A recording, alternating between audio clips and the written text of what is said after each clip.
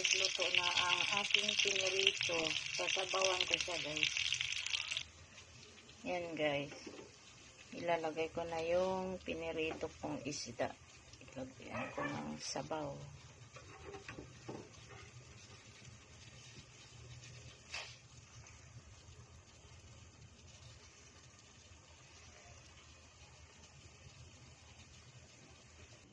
At yan ay ang kangkong ilalagay ko sa aking sinabawan. Yan guys. Timplahan ko na siya guys.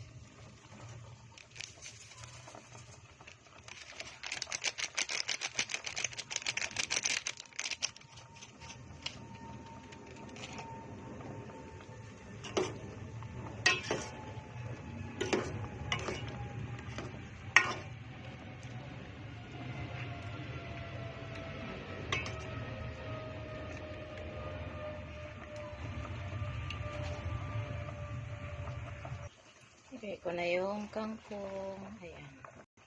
Yan guys, luto na ang aking sinabawan isda. Kain tayo. Thank you for watching.